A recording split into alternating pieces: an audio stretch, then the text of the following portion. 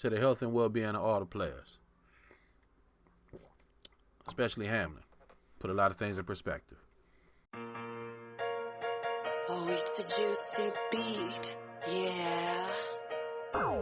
Welcome to the show. Welcome to the show. Welcome to the Everette Man Show. Welcome to the show. Welcome to the show. Welcome to the Everette Man Show. Welcome to the show. Welcome to the show. Welcome to the Everette Man Show. Welcome to the show. Welcome to the show. Welcome to the Everette Man Show. Welcome to the show, cause you know I know. Keeping up with the flow of all sports. Who hitting in the ring, who balling on the field, who hitting them shots on the basketball courts. Of course, you know that I keep it updated from high school to pros. We see who gon' make it from 216 into 216. With a whole city screen, we finally made it. Yes, we are the best and it's true. I know what you heard and I know what it do. 10 toes down my sword where you pound real, recognize real, and I recognize you. So, we gon' keep it real with the facts. If you like that, grab a seat. You can sit back while I kick back with the winners. Keep it authentic. Give me 30 minutes, a couple shots, and a zigzag. Welcome to the show. First show of 2023. Favorite time of the season, especially for the Browns. Let's get rid of the coaches. Let's get rid of the regime. Let's get a new quarterback. Kill all that. That's not what we're here to do. You don't keep tearing down the foundation of what you're building. But some of y'all don't care. Y'all just want to see change because y'all abused. Y'all battered fans. And we ain't about that. Yo, Kevin Stefanski is the best and the winningest head coach we done had since 1999. His overall record is 25-23. That's in less than 3 seasons. Kevin Stefanski then took us to the playoffs. Kevin Stefanski is keeping our offense, which he's an offensive coach, and our offense always stays on top of the game. It's always a top 10 offense, top 4. There's been a top 5 offense all year this year. So how you blame Stefanski? Nah, but besides all that, because we are lacking, that's why we're not in the playoffs this year. We got a 10th ranked offense, 16th ranked defense, and 11th ranked special teams in returning, right? I mean, all in all, that's the middle of the pack team. But this is all with Jacoby Brissett going ahead and doing the first 11 games for us. This is before Deshaun Watson came back. And what you're seeing with Deshaun Watson is that every week he's getting better and better and better and better. Kevin Stefanski has coached us, like I said, to a playoff win, a playoff berth, actually 2 playoff wins. No other coach has done that. Kevin Stefanski is a new head coach, so it's going to be some bumps in the road. But that don't mean that you tear up the road. That don't mean that the car ain't no good. I mean, what are you saying? You want to get rid of a coach every 4 years? What do you ever expect us to be? That's a problem with a lot of y'all. Y'all need to let that go. Joe Woods might be on a hot seat. Give us a full season with Deshaun Watson. Load up on our receivers. Load up on a few more defensive pieces. You see Jadeveon Clowney out of here. He gone. You know what I'm saying? He don't want to be here no more. He probably was only coming here for the ride anyway, talking about what Myles Garrett is getting. Myles Garrett got 13 and a half, 14 sacks, something like that this year. You barely on the field. You should just be happy that you over here getting the check. Yo, like they said, we ain't got to keep no prisoners around here. You know what I'm saying? And any players that feel like that, don't blame your situation on everything around you. Blame it on you. All right? Jadeveon Clowney, since you done came into the league, you done lightweight been a bust. You done been on a bunch of teams and have done nothing. You ain't got J.J. Watt numbers. You ain't got T.J. Watt numbers. You ain't got Nick Bosa numbers. You done had a little flash in the pan and you got one good tackle from college. And we brought you here because you was working good with Myles Garrett. And now you going to bite the hand and feed you? Yo, Stefanski did right sending you home, and I like the discipline he's showing. We're going to keep Stefanski. We're going to keep this rolling. And in the immortal words of Crazy Bone, either roll with us or get rolled over. That's an inside thing. Yeah, so on the better news, them Cavs getting that swag back, man. The other night when they played the Denver Nuggets, they went ahead and sat Donovan Mitchell for rest. Because they already pretty much know, barring anything crazy happening, we in the playoffs. I like that. But I think it is going to take a move. It's going to take a move. We going to need something that's a small forward. Because we don't really have a small forward. That was one of the things we lost getting Donovan Mitchell. When we got Donovan Mitchell, we gave up our small forward, which is now a glaring hole in our offense. And it was always coming in, a glaring hole in the team for real, offense and defensively. And coming in, we always was looking at, like, what is the Cavs going to do at small forward?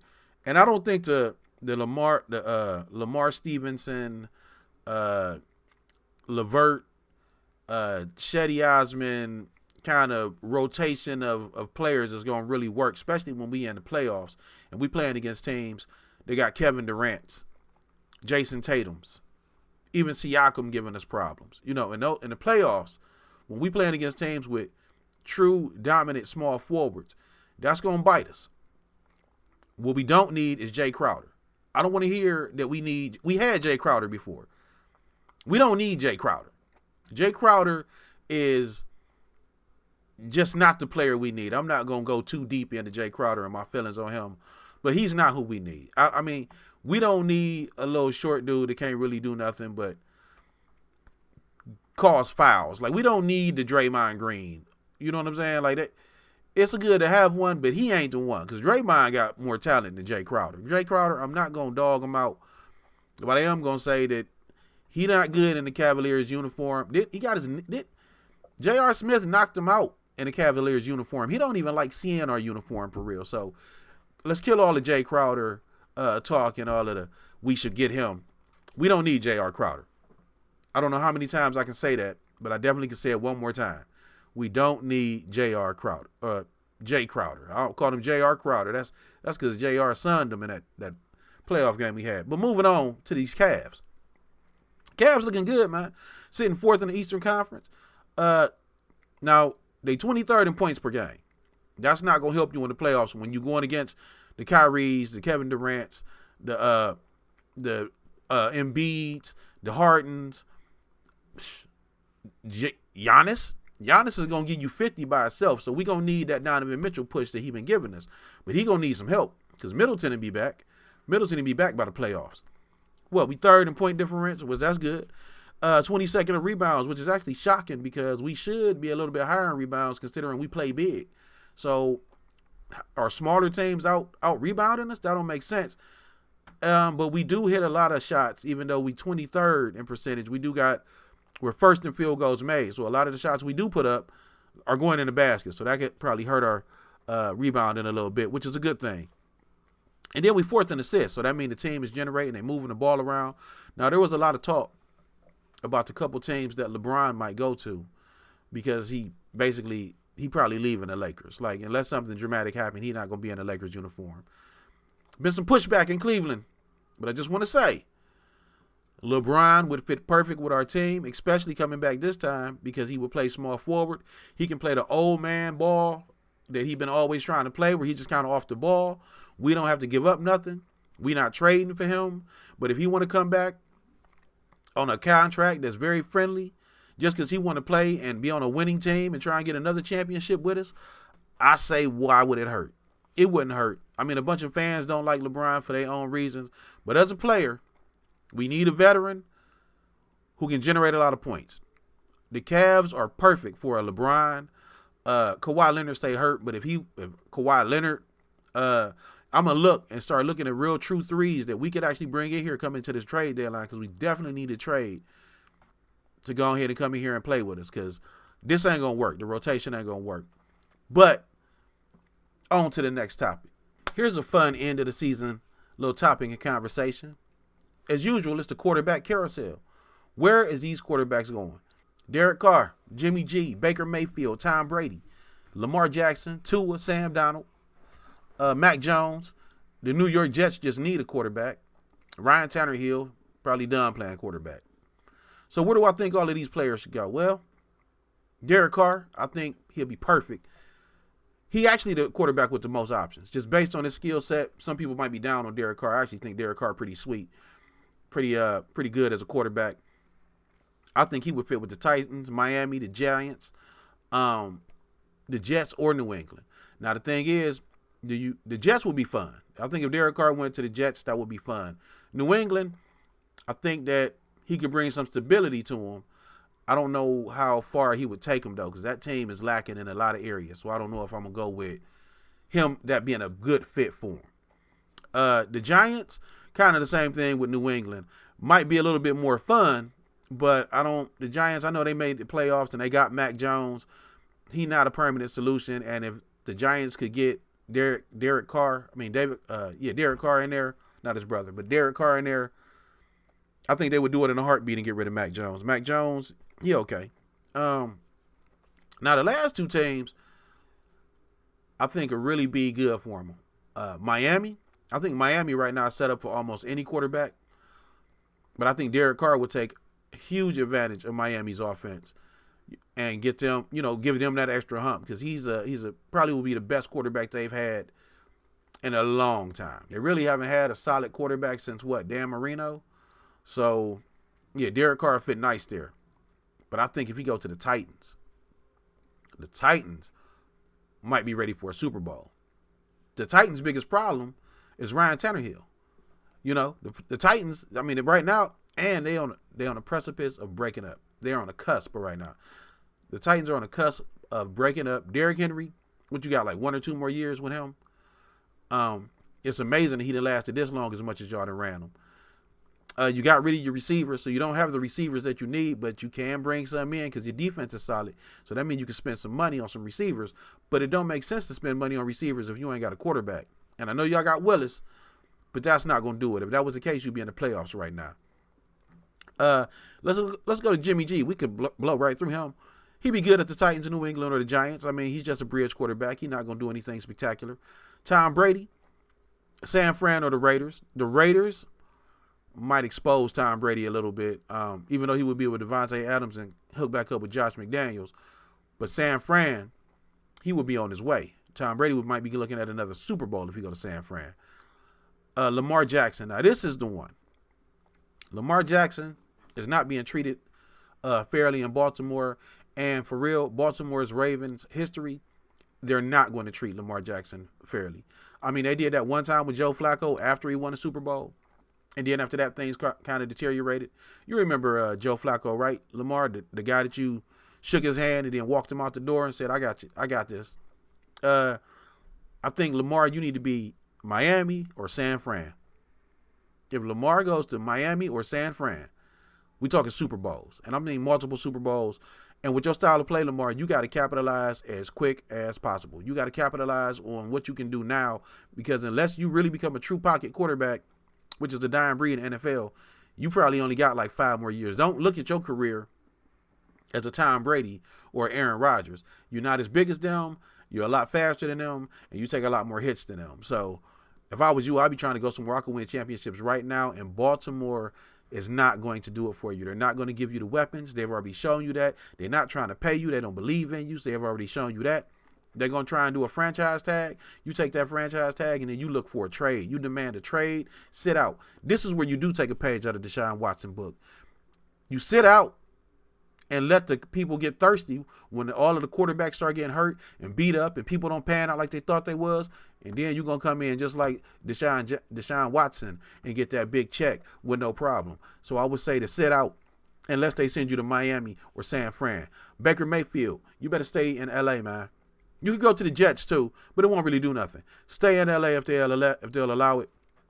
Learn from Sean McVay how to be a professional and how to run an offense, a professional offense that can give you a Super Bowl. You got the talent. You just have to realize you're not as talented as you think you are. Sam Darnold, stay in Carolina. Nobody else wants you. Daniel Jones, if you can stay with the Giants, that's basically what you should do. But they probably going to move on from you even with this playoff berth. But I don't know. They looking to replace you soon. So I would just start getting ready to look around, check Trulia and all of that and see what's out there available for you. Ryan Tannehill, you a backup quarterback now. Tua and Mac Jones, same thing. Y'all backup quarterbacks. So wherever y'all go, just look to keep a job, man. Don't be trying to be starters no more. Y'all not really starters, all right? Baker is better than all of y'all. Sam Darnold, you giving a little bit of a push right now, but stay where y'all at. Ryan Tannehill, Tua, and Mac Jones, y'all probably going into the backup phase of y'all careers. Tannehill, you probably going into the retirement phase and broadcasting if you don't play it right, because you ain't going to get too many more chances. But Tua and Mac Jones are still young enough. Y'all probably going into a backup role similar to what I'm suggesting for Baker to do. So just take it, man. Be humble and learn. Yo, we be back after this. Speaking of QBs who worth the money, Lamar Jackson, would you pay him?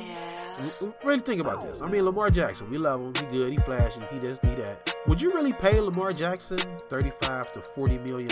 As exciting as Vic was, his style of play did not produce any Super Bowls. It didn't turn into Tom Brady's career, and he's a way better athlete than Tom Brady.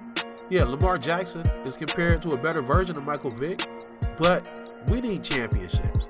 Baltimore can actually lose the division within these next 2 weeks to the Cincinnati Bengals. And this Baltimore Ravens team, is nowhere near Super Bowl ready. Let them go to San Fran. Let them go out here and test the market. Welcome back. So look, we're gonna do a little comparisons now. Take a few segments, do some comparisons. Let's have some fun with it.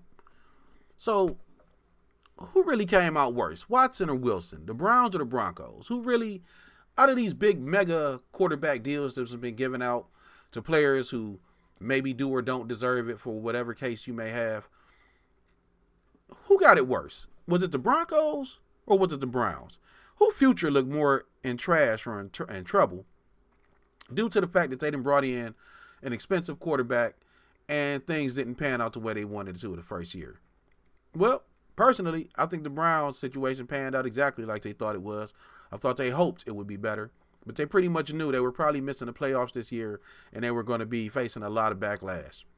Broncos, I think, dropped the ball and put a turd in the toilet because they wanted a Super Bowl. The Broncos was looking at competing with the Chiefs, being right up in there. So let's look at the contract situation because they both getting like over 200, close to 230, 250 million, something like that. So that means you ain't going to really have the money to really build the teams. You got to kind of work with what you got and then work a few numbers, let some players go. We already know what happened when you get a quarterback of that magnitude of money into your franchise, what that can do. And if that quarterback does not pan out past their prime, then you just, you kind of just sunk the whole organization. I think that's what the Broncos did. I don't think the Browns did it simply because I think Watson is still in his prime. I don't know. Russell looked real bad. And it wasn't like when Watson, every game he looked better, right? Every game he looked better. He wasn't there really. He was there for training camp, hadn't played in a couple years, was there for training camp, preseason, then wasn't allowed to play or be around the team. Russell Wilson has been there the entire time, making hype videos. Ride, let's ride, all of that. You know what I'm saying? Hyping it up. Came out here and threw straight turd nuggets on the field. Like, it was crap, man. Shit. It was a shit show in Denver. Let's look at their contract situations. So when we're looking at their contracts, we see they're both 5 years. Deshaun getting a little less. He at $230 million. Russell Wilson is at $242 million. You know what I'm saying? Some change. Now the Broncos got a little bit better cap space, but that's not really a lot. They got $13 million in cap space for 2023. We're looking at the Browns. They got 9.3. Okay. But the Browns got 8 draft picks compared to the Broncos having 6 draft picks. But the Broncos do got 3 selections in the first 3 rounds. The Browns have no first round picks. But the Broncos have no head coach, and we know at least for another year we got Stefanski. So if I'm looking at this and I'm trying to decide what I'm gonna do with my franchise moving forward, well, I got some options here. If I'm the Broncos, the first thing I'm doing is taking all of these picks, and I am going to first I got to find me a coach. First, find a coach, a decent coach.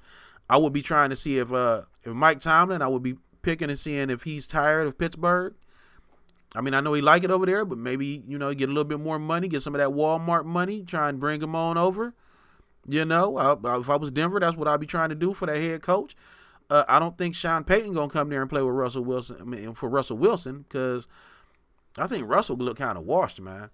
What I would be doing if I was the Broncos, a very shrewd move, I would be turning these picks that I got for this next draft where a lot of good quarterbacks is coming out. I would grab me a top quarterback that's coming out this draft, and he would sit behind Russell Wilson for the next 3 years. So knock some of that contract off. I would put myself in a Jordan Love, Aaron Rodgers situation. When they did that to Aaron Rodgers, it turned into 2 NFC championship appearances. Now, they didn't seal the deal, but Aaron wasn't playing up to that par until that happened.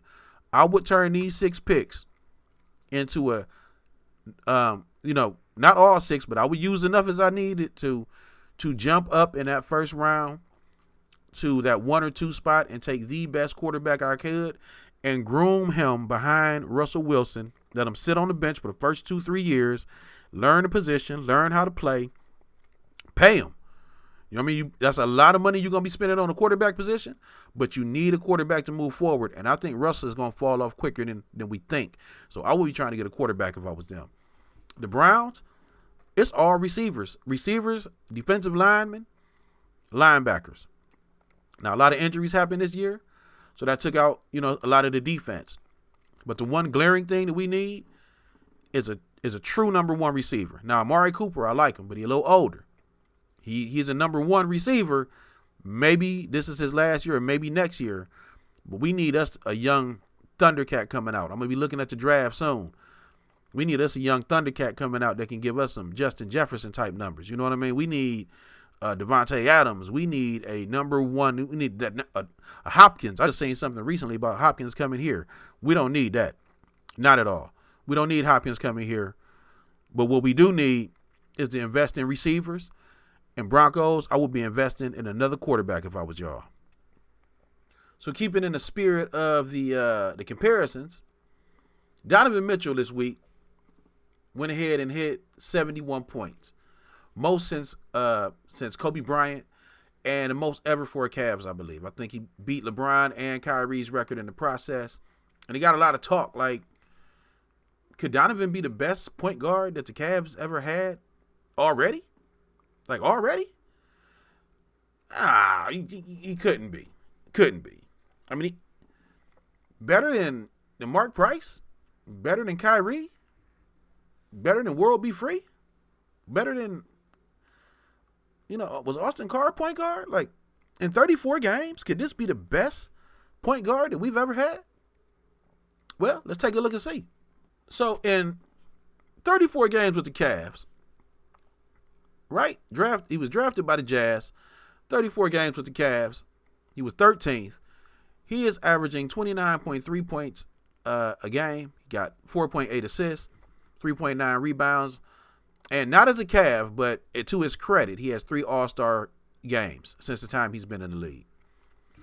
Kyrie Irving and Mark Price, 2 of my favorites. Who I think are the 2 best point guards we've ever had in our franchise. Kyrie spent 381 games with the Cavs and was drafted by the Cavs. Number 1, matter of fact. In his Cavs career, he averaged 21.6 points per game, 5.6 assists, and 3.4 rebounds. So you look, Donovan got a little bit of edge on points with him, not on assists, and they about even on rebounds. But Kyrie Irving won Rookie of the Year, and he's a 7-time All-Star. So basically, ever since Kyrie came in the game, he's been an All-Star. Now, we know that Kyrie is not a leader of a team, but he's a weapon. You can use him to destroy another team. He's lethal on that court. He might have some off the court. He's his own man and he do his own thing. But on that court, many can't touch him. But look at Donovan. Donovan is at 20. That's 8 more points. 8 more points a game. And seems to be more of a team player, so to say. But still, Kyrie Irving is a monster. Let's take a look at Mark Price. Mark Price, 582 games, had the longest tenure with the Cavs. He was actually drafted by the Mavs, so not homegrown. We didn't draft him. And back in his day, these is real good numbers. They don't look like Kyrie Irving and Donovan Mitchell numbers because the point guard position is played a lot different. But if you notice, even at 16.4 points per game back then, that's decent. Your point guards didn't have to normally score 16 points. That wasn't their job. Their job was to get the ball around. And he was doing 7.2 assists, so 7 assists a game, which is still good even in today's league. You see some of the top point guards, if we look at in our own franchise, they're not doing 7 assists per game. And you're getting what? 1 less rebound, which is not a point guard stat anyway. 4 All-Star games, okay. And, he had a long tenure with us. Now, this is where when we go into the playoff mode, right? So Donovan has no playoff games with the Cavs, but he does have 39 playoff games under his belt, in which he averages 28.3 points, 4.7 assists, and 4.9 rebounds. So considering that this year we probably will be going to the playoffs, it's a good chance that we'll see what Donovan does in the playoffs. And he's the type of player who does an uptick in the playoffs. He picks up his game. Kyrie, my man, Kyrie, 74 playoff games. We was at a beautiful time when we had him and LeBron. He, too, is a player who takes it up a notch in the playoffs. He went up 2 points, you know what I'm saying? 23 is his average. And he got the only championship that we got in our franchise. He was part of that, was a vital part of that. And we got Mark Price, who did 47 playoff games. And, you know, he did 17 points, 7 assists. So basically pretty consistent. But if we're talking about the greatest Cavs point guard ever, for us to bring Donovan Mitchell into this conversation at 34 games definitely says a lot about his play. But it also say that too soon. Like too soon. He can never be the best point guard in Cavs history. Donovan Mitchell, as good as he is right now, he cannot be the best guard in our history because he hasn't had enough history with us. Right now, the best guard in our history is Kyrie Irving. Whether people like it or not or want to agree with it or not, but Kyrie Irving, we drafted him. 7-time All-Star, Rookie of the Year, more playoff games than anybody else as a point guard. Championship, hands down, the greatest point guard we've ever had in our franchise is Kyrie Irving. But Donovan could be giving him a run for his money very, very soon. If the style of play that Donovan is doing is keeping up, he could be giving him a play very, very soon. And not only might Donovan be giving him a little run, don't forget we got Darius Garland. This might be the greatest backcourt the Cavs have ever had.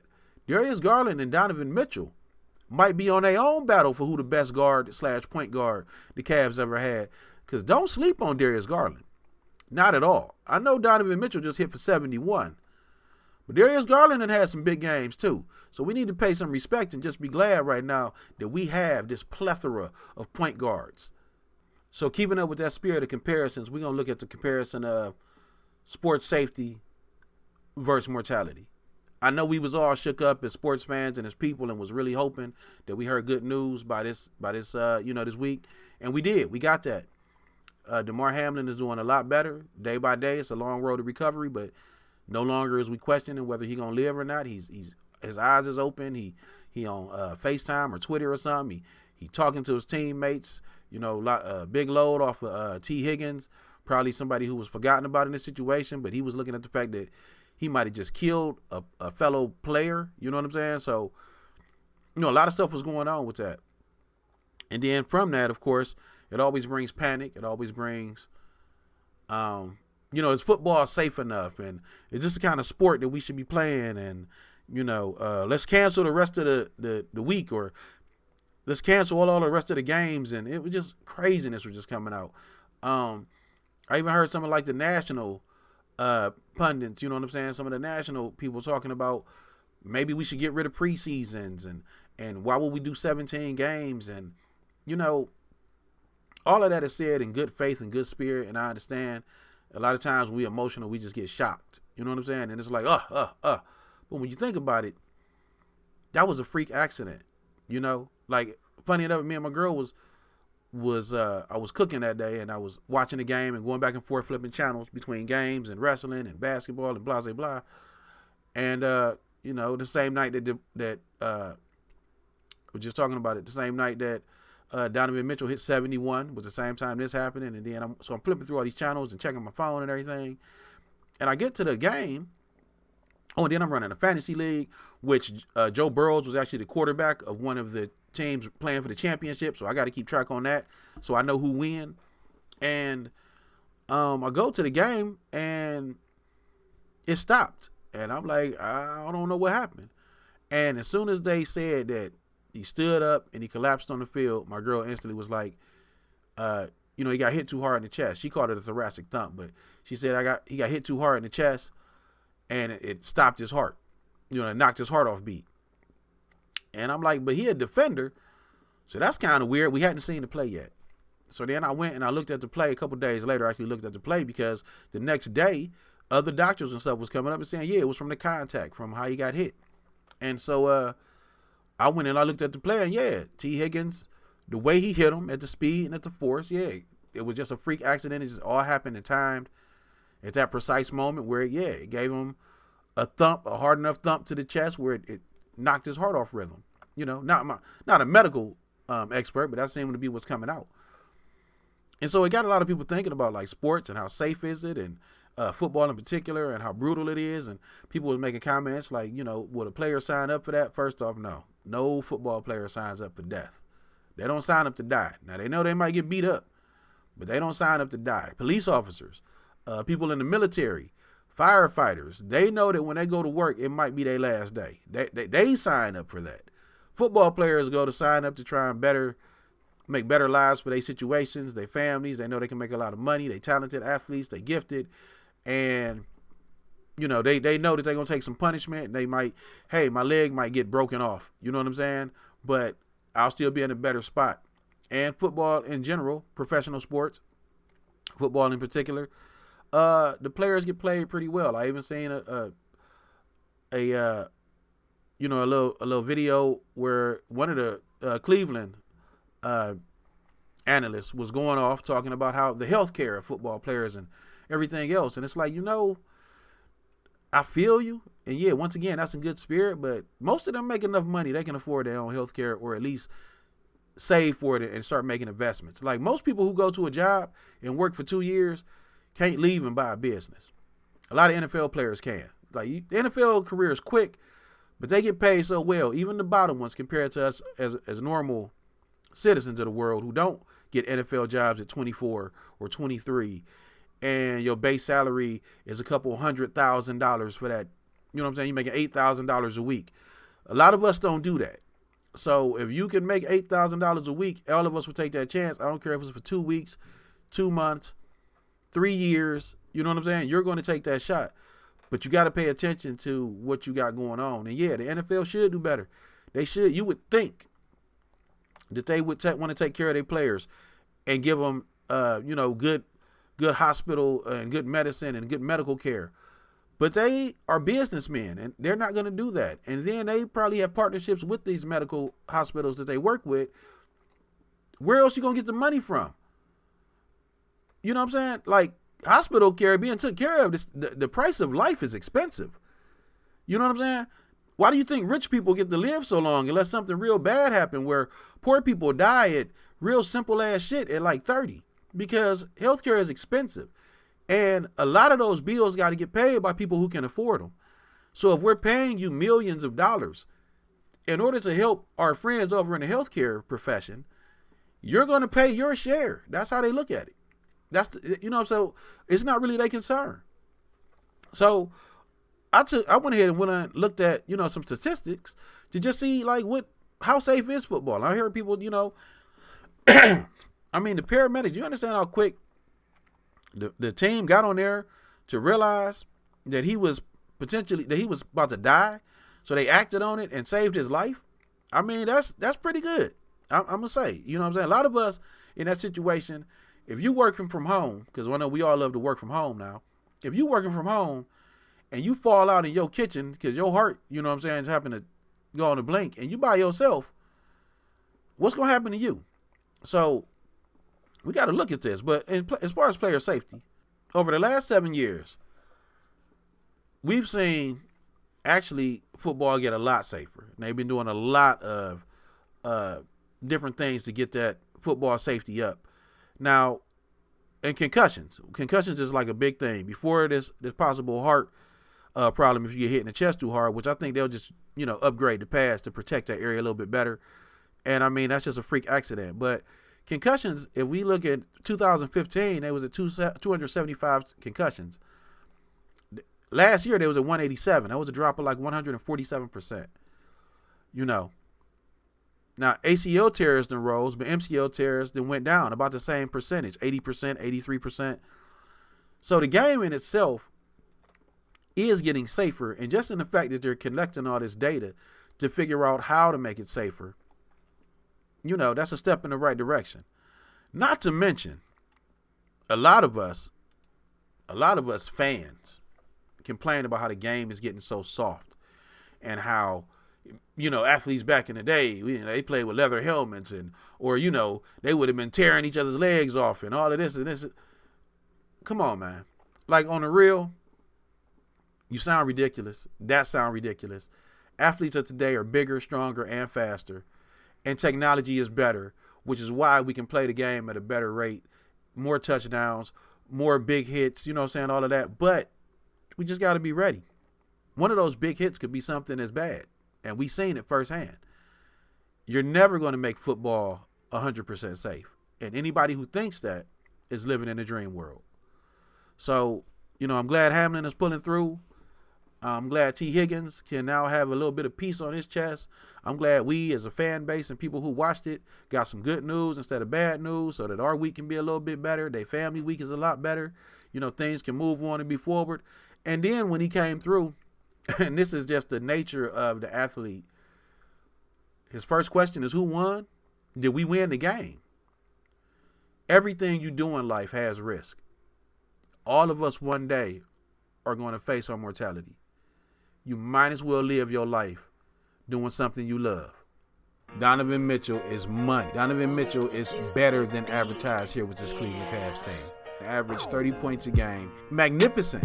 It's everything we could have asked for. Donovan Mitchell has given us that punch that we need to put fear in the hearts of other teams. With Donovan Mitchell, we now have an answer for Trae Young. We now have an answer for Kevin Durant. Believe Land is back, baby. Kobe Altman, thanks for bringing in Donovan Mitchell. Thanks for going for it. I like the aggressiveness. I think it's going to pay off.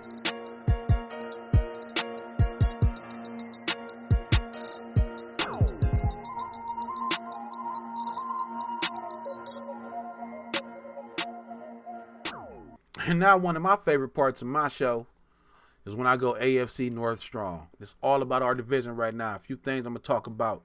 You already know what it is, man. We done it. We done this for about 8 times now. Let's go ahead and go into the first thing. Who won the AFC North? If you've been living under a rock and you don't know, Cincinnati Bengals and took the crown, ladies and gentlemen. That is our AFC North champion. Ravens pushing up in there a little bit. Steelers and Browns play today, and the Bengals and the Ravens play today. The Bengals, I think, are going to destroy the Ravens. First off, let me just say that because this is what they do. They on that roll. And I do think that the Browns are going to destroy the Steelers. It's going to kind of even out our conference a little bit. Our conference is not bad compared to other conferences. We actually got a pretty decent conference. But this would give Mike Tomlin his first losing season. Browns would virtually jump into third place because they would beat the Steelers, which would be a sweep of them, putting them in fourth place. The Ravens, of course, is going to stay where they at because they're 10-6, and win or lose, they're not going to get past the Bengals, who are now 11-4. So, the Bengals, who I think have an excellent chance to get to the Super Bowl. The Ravens are in the playoffs simply because they were good enough to make a lot of games, but I don't think they have a chance to get to the Super Bowl. And I do think that for the Ravens, Lamar Jackson need to be thinking about an exit strategy. I also think that for the Steelers, Tomlin might be wanting to look for a way out.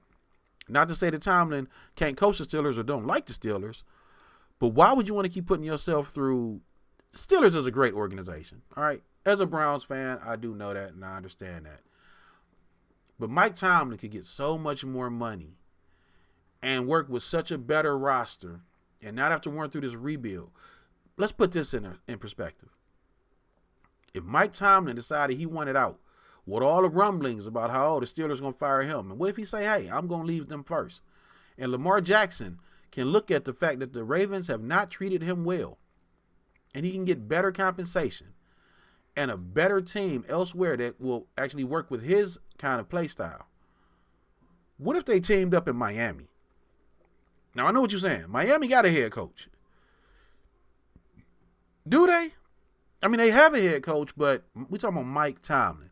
If Mike Tomlin said, I want to get out of here and I'm going to Miami, and Lamar Jackson said, I'm out of here, I'm going to Miami,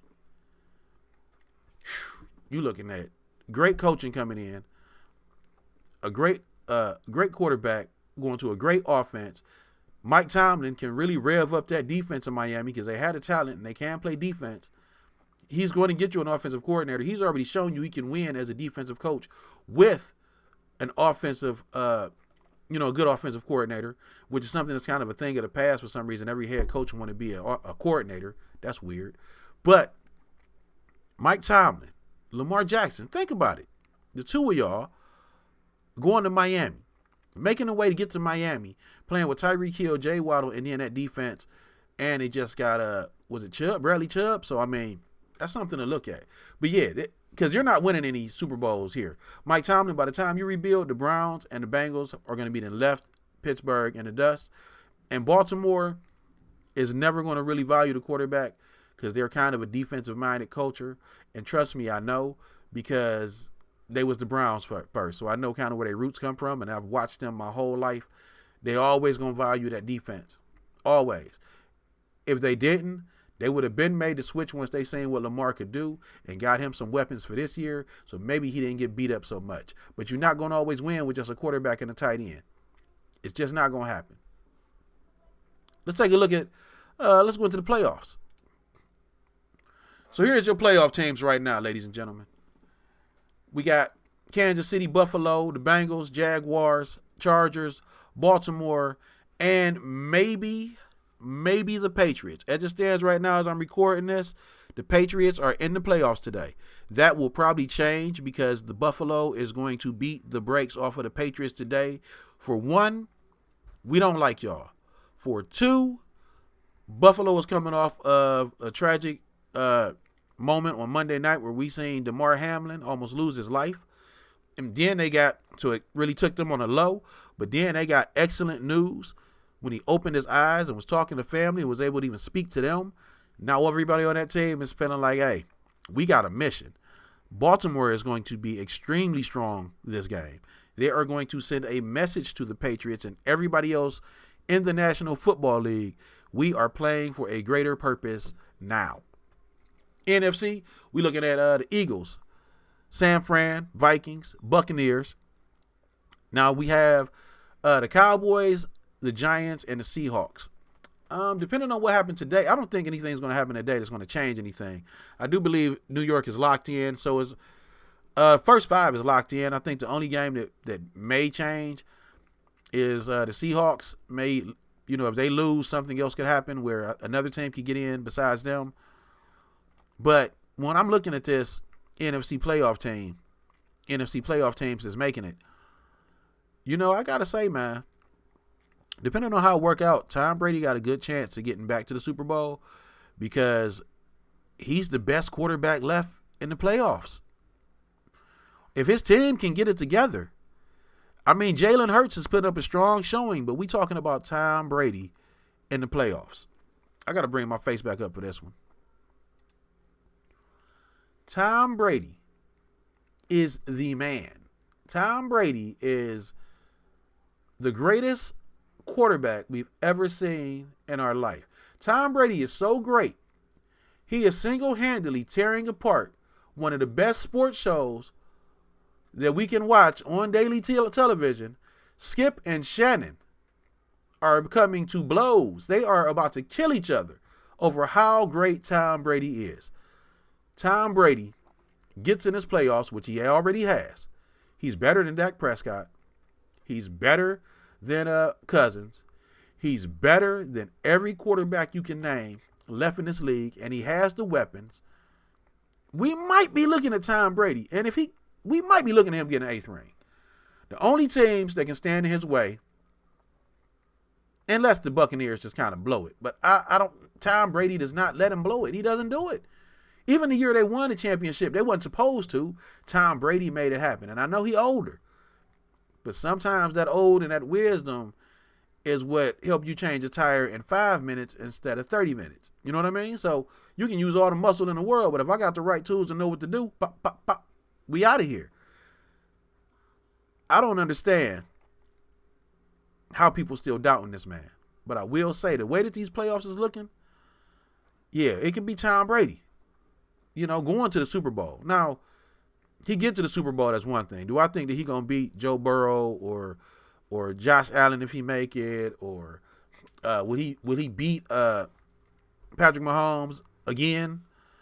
I don't know. I don't know how good the Bucs are really to do that. But he got a good chance. He the best quarterback left in the NFC if you take out Jalen Hurts. And that's because we don't really know what Jalen Hurts is going to be in the playoffs. Playoffs are completely different than regular season. And Jalen Hurts was hurt. So we'll see what go on. All right, I wrap up the first show of 2023. We're going to be getting into these playoffs next week. I'm going to go ahead and be bringing on some guests to help me talk and break down some things. And after this week, for the next couple of weeks, as far as football go, it's all about comps. It's all about what games is what. We're going to talk about who's going to win, maybe giving it a little few tips. And I don't know if y'all know this, but Sportsbook is open in Ohio now. And it's decent. It's decent. You get in there and make some bets, you know what I'm saying? They come out. Sometimes they come out. Sometimes they don't. But it's decent. I think I'm liking... I never had an opportunity to do sports betting like this. And, yeah, it's pretty nice, especially if you like sports. So get out a check. You know what I'm saying? Check it out. Actually, I got a link. I think I'll put it in here for FanDuel. Because if you get on, I get $100 as well. Have a good one. We out. Welcome to the show. Welcome to the show. Welcome to the Everette Man Show. Welcome to the show. Welcome to the show. Welcome to the Everette Man Show. Welcome to the show. Welcome to the show. Welcome to the Everette Man Show. Welcome to the show. Welcome to the show. Welcome to the Everette Man Show.